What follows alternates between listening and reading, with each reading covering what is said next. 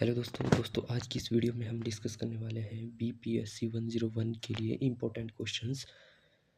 तो हमारा first question है, एक प्रतिनिधि लोकतंत्र में चुनावी व्यवस्था पर निबंध लिखिए।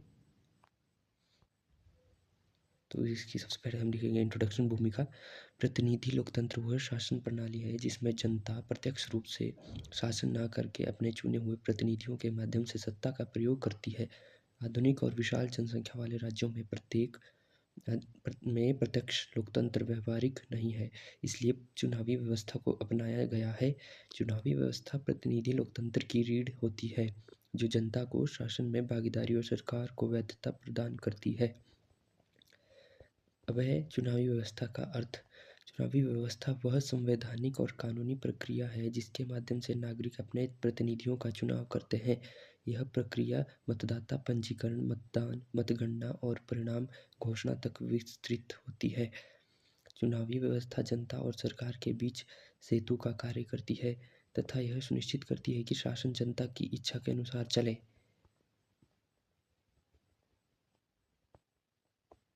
अब है सार्वभौमिक वयस्क मताधिकार।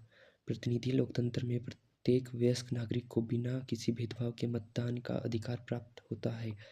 जाति, धर्म, लिंग, भाषा या आर्थिक स्थिति के आधार पर किसी को मताधिकार से वंचित नहीं किया जाता।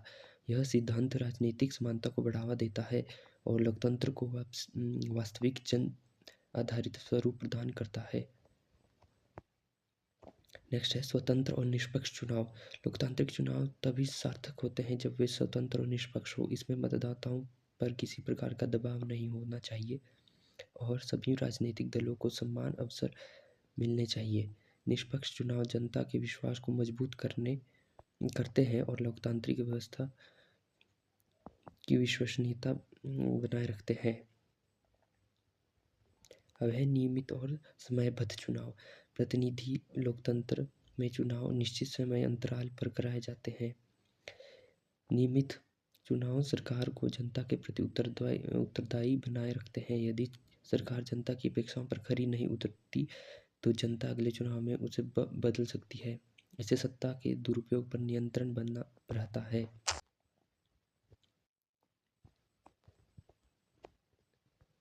नेक्स्ट है गुप्त मतदान प्रणाली। गुप्त मतदान प्रणाली चुनावी व्यवस्था की एक महत्वपूर्ण विशेषता है जिसमें मतदाता का मत गोपनीय रहता है, जिससे वह बिना भय या दबाव के अपने मत का प्रयोग कर सकता है। यह व्यवस्था लोकतांत्रिक स्वतंत्रता को सुरक्षित करती है और धन बल का बाहुबल के प्रभाव को कम करने में सहायक होती है। नेक्स्ट है राजनीतिक दलों की भूमिका।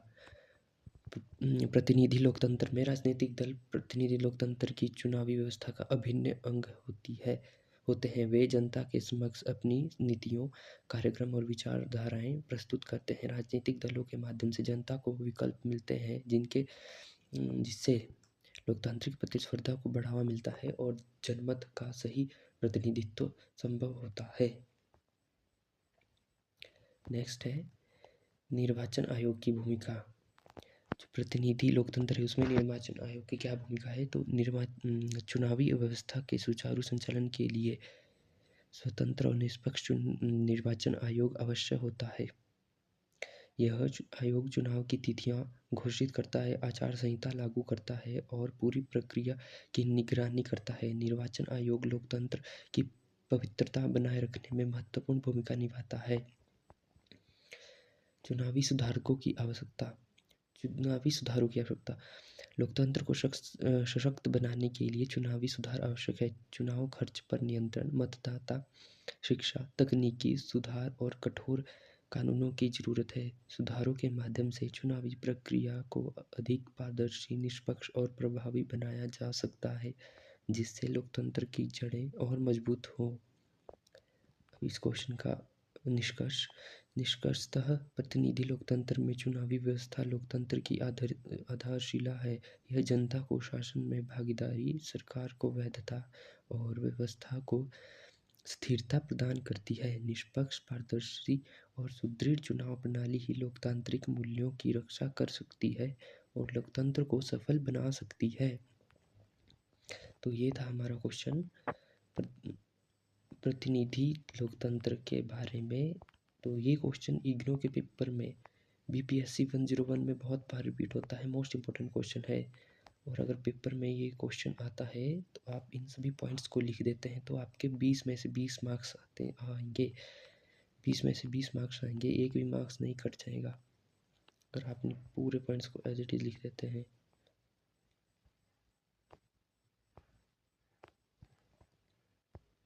नेक्स्ट क्वेश्चन देखते हैं हमारा सेकंड क्वेश्चन।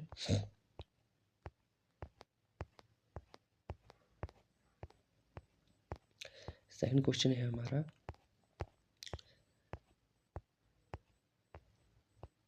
लोकतंत्र और लोकमत के अंतर संबंध का परीक्षण कीजिए। लोकमत और लोकतंत्र के अंतर संबंध का परीक्षण। तो सबसे पहले हम इंट्रोडक्शन देखेंगे इसकी भूमिका। लोकतंत्र वह शासन प्रणाली है जिसमें सत्ता का वास्तविक स्रोत जनता होती है। लोकतंत्र की सफलता इस बात पर निर्भर करती है कि जनता की इच्छा और शासन प्रणाली में कितनी प्रभावी रूप से व्यक्त होती है। जनता की सामूहिक इच्छा और विचारों को ही लोकमत कहा जाता है। जो जनता के विचार हैं, सामूहिक इच्छा है, उन्हें लोकमत कहा जाता है। इस प्रकार लोकतंत्र और लोकमत के बीच गहरा और अविभाज्य संबंध है। अब देखते हैं हम लोकतंत्र और लोकमत क्या होते हैं। तो लोकमत और लोकतंत्र का अर्थ, लोकतंत्र का अर्थ है जनता का शासन, जनता के लिए शासन और जनता के द्वारा शासन, मतलब जनता का जनता के लिए जनता के द्वारा शासन लोकतंत्र कहलाता है। लोकमत, लोकमत से आशय जनता के उन विचार, विश्वासों और भावनाओं से है जो किसी विशेष समय पर सार्वजनिक मुद्दों के सार्वजनिक मुद्दों के संबंध में प्रकट होते हैं। लोकतंत्र में शासन की दिशा लोकमत से ही निर्धारित होती है। लोकतंत्र में जो शासन की दिशा है वो लोकमत से ही निर्धारित होती है। लोकमत होता है जनता के उन विचारों, विश्वासों और भावनाओं से है जो किसी विशेष समय पर सार्वजनिक मुद्दों के संबंध में प्रकट होते हैं। अब नेक्स्ट देखते हैं हम लोकतंत्र और लोकमत का अंतर संबंध। तो पहला है लोकतंत्र का आधार लोकमत। जो लोकमत है वो लोकतंत्र का आधार है। लोकतंत्र की संपूर्ण संरचना लोकमत पर आधारित होती है। सरकार का गठन, उसकी नीतियाँ और निर्णय जनता की इच्छा के अनुरूप होने चाहिए। यदि लोकमत की उपेक्षा की जाए तो लोकतंत्र का वास्तविक स्वरूप समाप्त हो जाता है। नेक्स्ट है चुनाव और लोकमत। चुनाव लोकतंत्र में लोकमत को व्यक्त करने का प्रमुख साधन है। मतदान के माध्यम से जनता अपने विचारों और प्राथमिकताओं को प्रकट करती है। चुनावी परिणाम यह दर्शाते हैं कि जनता किस नीति, दल या नेता के पक्ष में है। नंबर थर्ड, सरकार की वैधता।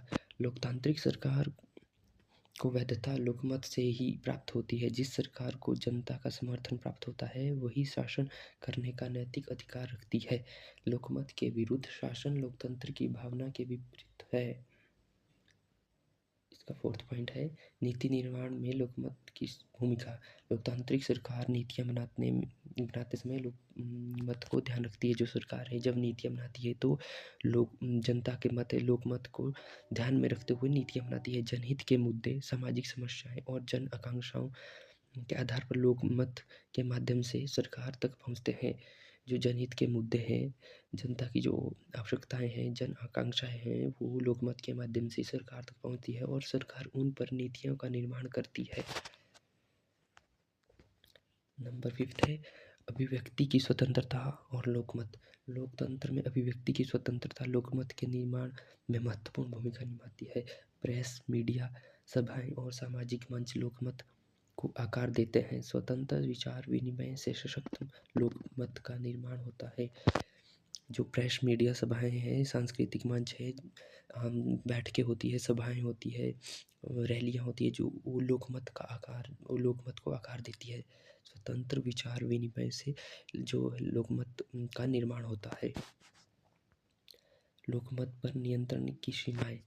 यद्यपि लोकमत लोकतंत्र की शक्ति है, फिर भी अंधा लोकमत खतरनाक हो सकता है। भावात्मक, असत्य या भ्रामक लोकमत लोकतंत्र की कमजोरी हो सकती है।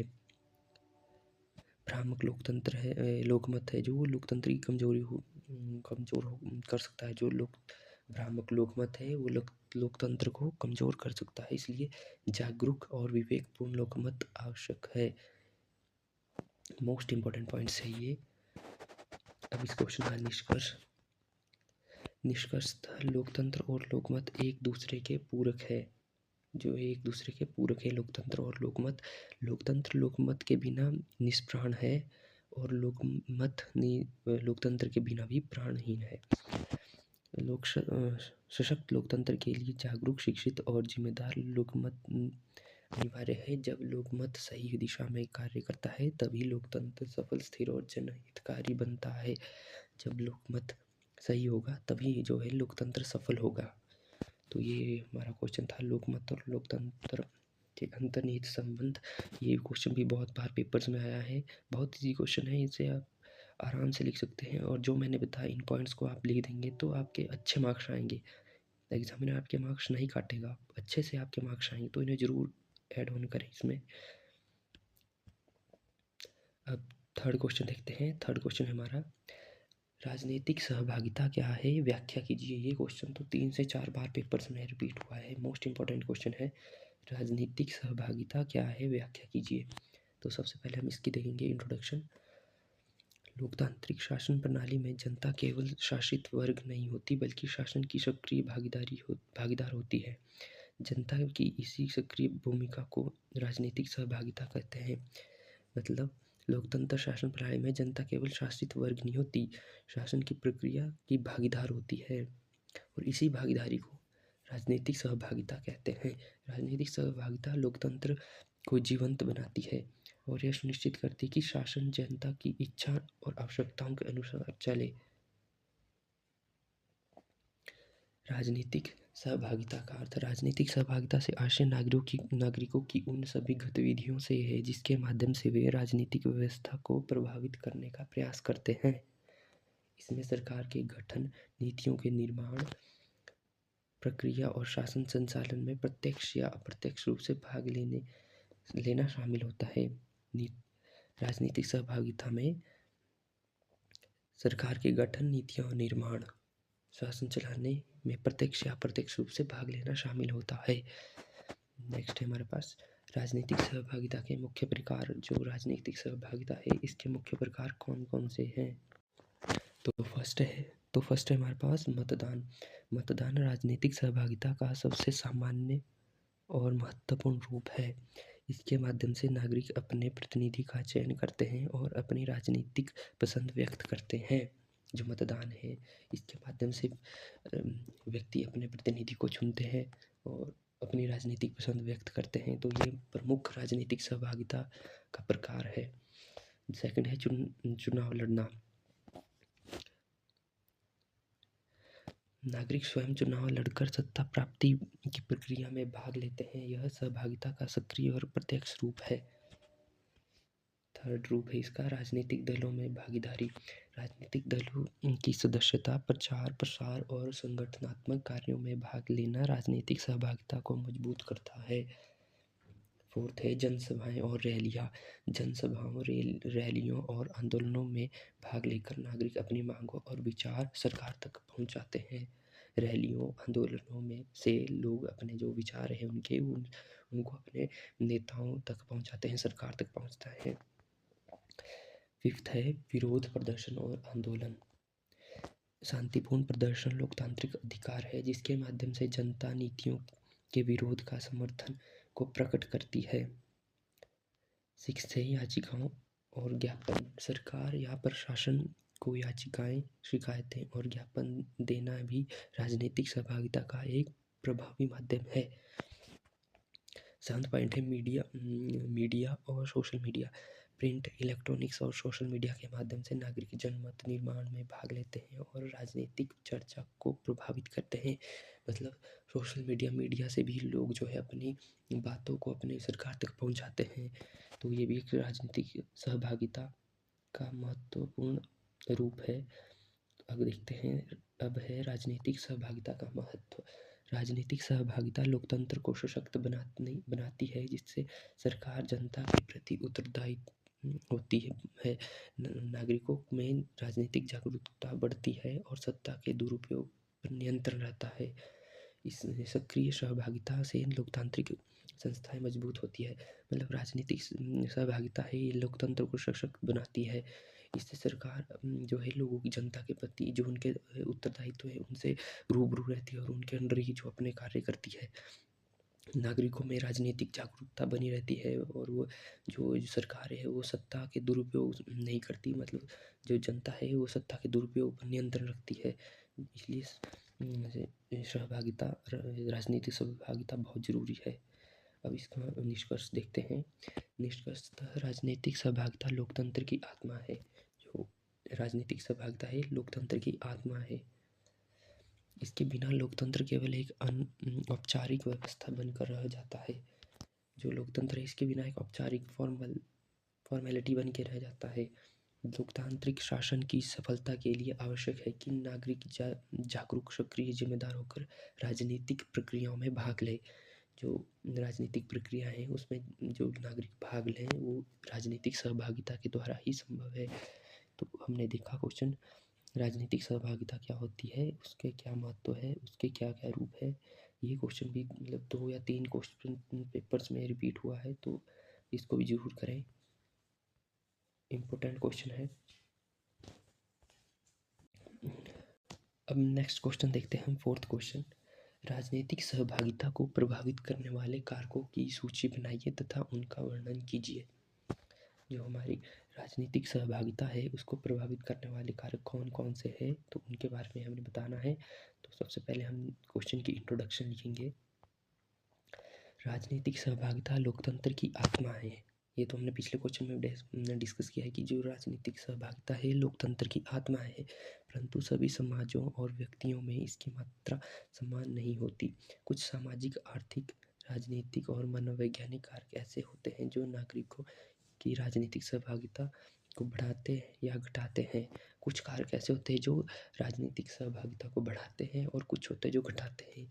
इन कारकों को समझना लोकतंत्र को सुदृढ़ करने के लिए आवश्यक है। तो अब डिस्कस करेंगे हम राजनीतिक सहभागिता को प्रभावित करने वाले प्रमुख कारक। तो पहला इसमें शिक्षा, दूसरा है सामाजिक आर्थिक स्थिति, तीसरा है राजनीतिक चेतना, चौथा है राजनीतिक संस्कृति, पांचवा है परिवार, छठा है सामाजिक वातावरण, सातवां है मीडिया की भूमिका, आठवां है राजनीतिक दल और 9th है नेतृत्व की गुणवत्ता, 10th है सरकारी नौकरियां। अब इनको एक एक करके डिस्कस करते हैं। सबसे पहले है शिक्षा। शिक्षा से नागरिकों में राजनीतिक जागरूकता बढ़ती है। जी बिल्कुल सही बात कही है कि शिक्षा से जो है लोगों में राजनीतिक जागरूकता बढ़ती है। अगर शिक्षित समाज होगा तो वो राजनीतिक, उनमें सबसे ज़्यादा राजनीतिक जागरूकता होगी। शिक्षित व्यक्ति अपने अधिकारों, कर्तव्यों और सरकारी नीतियों को बेहतर समझते हैं। बिल्कुल सही बात है। शिक्षित व्यक्ति होते हैं जो अपने अधिकारों, कर्तव्यों और सरकारी नीतियों को बेहतर समझते हैं, जिससे उनकी राजनीतिक सहभागिता अधिक होती है। तो मोस्ट इम्पोर्टेंट पॉइंट था ये।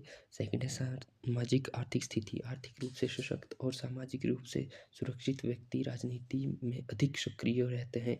जो व्यक्ति सामाजिक रूप से सुरक्षित है राजनीति में अधिक सक्रिय रहते हैं। और जो आर्थिक रूप से सशक्त है, मतलब जो ठीक है, आर्थिक रूप से जिनकी स्थिति सही है और सामाजिक रूप से जो सुरक्षित है, वो राजनीति में अधिक सक्रिय हो रहे होते हैं। जैसे आपने देखा होगा नेता लोग हैं जो आर्थिक रूप से ठीक सशक्त होते हैं। और गरीबी और बेरोजगारी सहभागिता को सीमित कर देती है। जो गरीब होगा वो ज़्यादा राजनीति में इंटरेस्ट नहीं लेता, उसको अपना काम से मतलब होता है। बेरोजगारी हो गई, ये सहभागिता को सीमित कर देते हैं। थर्ड है राजनीतिक चेतना। राजनीतिक विषयों के प्रति रुचि, जानकारी को राजनीतिक चेतना कहते हैं। मतलब राजनीतिक चेतना है कि राजनीति के जो विषय हैं उनके प्रति रुचि राजनीतिक चेतना कहलाती है। उच्च चेतना वाले नागरिक मतदान, चर्चा और आंदोलनों में अधिक भाग लेते हैं। जिनकी जो राजनीतिक चेतना अधिक होती है वे लोग मतदान, चर्चा, आंदोलन, रैलियों में अधिक भाग लेते हैं। फोर्थ है राजनीतिक संस्कृति। समाज के राजनीतिक मूल्यों और परंपराएं सहभागिता को प्रभावित करती है। जो हमारी राजनीतिक मूल्य है, परंपराएं हैं, वो सहभागिता को प्रभावित करती है। सहभागिता राजनीतिक संस्कृति सहभागिता बढ़ाती है। सहभागी राजनीति सहभागी राजनीतिक संस्कृति सहभागिता बढ़ाती है, जबकि उदासीन संस्कृति इसे कम करती है।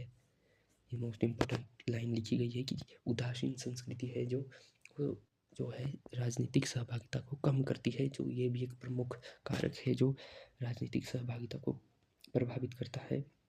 नेक्स्ट है परिवार। परिवार राजनीतिक समाजीकरण की पहली इकाई है। राजनीतिक समाजीकरण की पहली इकाई जो है परिवार है। जिस परिवार में राजनीतिक चर्चा होती है वहाँ व्यक्ति राजनीति में अधिक रुचि लेते हैं। आपने देखा होगा कि जिस घर में राजनीति के बारे में अधिक चर्चा लेती है तो वहाँ के बच्चे हैं या और सदस्य हैं वो भी मतलब उन चीज़ों में इंटरेस्ट लेने लगते हैं, जिससे उनकी राजनीतिक सहभागिता बढ़ जाती है। और जिस घर में जो राजनीति के बारे में बात नहीं होती, चर्चा नहीं होती, तो वहाँ के जो सदस्य हैं उनमें जो है राजनीति के प्रति इंटरेस्ट नहीं होता और वो अधिक रुचि नहीं लेते राजनीति से। अब 6th पॉइंट है सामाजिक वातावरण। मित्र, समुदाय और सामाजिक समूह व्यक्ति की राजनीतिक सोच को प्रभावित करते हैं। जी बिल्कुल सही बात है। अगर आपका मित्र है वो राजनीति की बात करेगा तो आप में भी थोड़ा इंटरेस्ट जागेगा। अगर जहाँ समुदाय जैसे कि आप जिस समुदाय में रहते हैं उसमें अगर ज़्यादातर पॉलिटिक्स होंगे, पॉलिटिक्स वाले विचार रखने वाले ज़्यादा व्यक्ति होंगे, कुछ पॉलिटिशियन होंगे, तो आप में भी राजनीति के प्रति रुचि आएगी, आप भी राजनीति के बारे में और जानने लगेंगे। तो ये इस बारे में बात कही गई कि सामाजिक वातावरण जैसा होगा तो वैसी ही व्यक्ति की सोच विकसित हो जाती है। सक्रिय सामाजिक वातावरण सहभागिता को बढ़ाता है। अगर आप सक्रिय सामाजिक वातावरण होगा तो आप में भी सामाजिक जो हमारी राजनीतिक सहभागिता होगी वो बढ़ेगी। नेक्स्ट है मीडिया की भूमिका।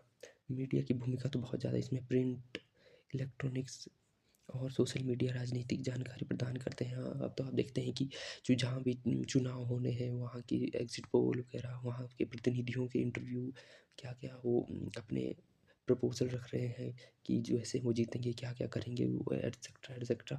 तो वो सब जो है सोशल मीडिया के माध्यम से होता है, जिससे हमारे जो सोशल मीडिया के माध्यम से राजनीतिक सहभागिता बढ़ती है। मतलब मीडिया राजनीतिक सहभागिता को प्रोत्साहित करता है। नेक्स्ट है राजनीतिक दल। सक्रिय और संगठित राजनीतिक दल जनता को राजनीति में भाग लेने के लिए प्रेरित करते हैं। मतलब जो राजनीतिक दल है, जैसे हम बड़े-बड़े राजनीतिक दल है जैसे हमारे इधर भारतीय जनता पार्टी हो गई, कांग्रेस हो गई, और भी अनेक बड़े-बड़े दल है, तो वो जनता को राजनीति में भाग लेने के लिए प्रेरित करते हैं। कमज़ोर दल सहभागिता को कम करते हैं। जैसे छोटे-छोटे दल होते हैं, छोटे-छोटे दल होते हैं जो किसी विशेष स्टेट में या किसी छोटे से होते हैं, ज़्यादा बड़े विकसित नेशनल लेवल की पार्टीज या बड़े दल नहीं होते, तो वो भी थोड़े राजनीतिक सहभागिता को प्रभावित करते हैं। नेक्स्ट है नेतृत्व की गुणवत्ता। राजनीतिक नेतृत्व की ईमानदारी, क्षमता और दूरदर्शिता राजनीतिक सहभागिता को प्रभावित करती है। जी बिल्कुल, ईमानदारी, क्षमता और दूरदर्शिता राजनीति सहभागिता को प्रभावित करती है। प्रभावशाली और विश्वसनीय नेता जनता में विश्वास पैदा करते हैं, जिससे लोग मतदान, आंदोलनों और राजनीतिक गतिविधियों में सक्रिय रूप से भाग लेते हैं। नेक्स्ट है पॉइंट सरकारी नीतियाँ। सरकारी नीतियाँ यदि जनहितकारी, पारदर्शी और न्यायपूर्ण हो तो जनता का विश्वास बढ़ता है। जी सही बात है। अगर सरकार जो नीतियाँ बना रही है वो जनता के लिए जनहित में हो, पारदर्शी हो, न्यायपूर्ण हो तो जनता का विश्वास बढ़ता है। ऐसी नीतियाँ नागरिकों को राजनीति में भाग लेने के लिए प्रोत्साहित करती है, जबकि जन विरोधी नीतियाँ राजनीतिक उदासीनता को जन्म देती है। मतलब जो जन विरोधी नीतियाँ है उससे राजनीतिक जो हमारी राजनीतिक सहभागिता है उसको कम करती है। जन विरोधी नीतियाँ हो गई तो उसका जनता का विश्वास जो है राजनीति के ऊपर से उठ जाता है, जिससे राजनीतिक उदासीनता का भाव पैदा हो जाता है। अब इस क्वेश्चन का हम लास्ट में निष्कर्ष देखते हैं। तो निष्कर्षतः राजनीतिक सहभागिता अनेक कारकों से प्रभावित होती है, जैसे शिक्षा, जागरूकता, आर्थिक स्थिति और लोकतांत्रिक वातावरण इसे सशक्त बनाते हैं। एक मजबूत लोकतंत्र के लिए आवश्यक है कि राज्य और समाज मिलकर इसे अनुकूल कारक विकसित करें जो नागरिकों को सक्रिय राजनीतिक सहभागिता के लिए प्रेरित करे। तो ये क्वेश्चन था हमारा राजनीतिक सहभागिता को प्रभावित करने वाले कारक। तो ये क्वेश्चन मोस्ट इम्पोर्टेंट क्वेश्चन है, पेपर में ज़रूर आ सकता है ये क्वेश्चन। और जैसा मैंने बताया अगर आपने वैसे ही ये पॉइंट्स लिख दिए तो आपके 20 में से 20 मार्क्स कहीं नहीं जाएंगे। तो हमने आज की वीडियो में 4 क्वेश्चन डिस्कस किए। होप आप सभी को ये चारों क्वेश्चन समझ आए होंगे। अगर नहीं आए तो आप इस वीडियो को फिर से देख सकते हैं। चारों क्वेश्चन मोस्ट इम्पोर्टेंट है। हर बार पेपर्स में मतलब इनसे रिलेटेड ही थोड़े और क्वेश्चन आए, पर इनसी से रिलेटेड क्वेश्चन आपको पेपर में मिलते हैं। तो आपको इन्हें ज़रूर करें। जो मैंने बताया है आप इनको एज इट इज़ लिख दें तो आपके फुल मार्क्स आएंगे, फुल मार्क्स। अच्छे से करें पेपर और सारे क्वेश्चन अटैम्प्ट कीजिए पेपर में। तो आज की वीडियो में बस इतना ही। वीडियो को यहीं समाप्त करते हैं। अगर आपको वीडियो अच्छी लगी तो लाइक करें, कमेंट करें, शेयर करें और चैनल को ज़रूर सब्सक्राइब करें और वीडियोज़ के लिए थैंक यू। मिलते हैं अगली वीडियो में।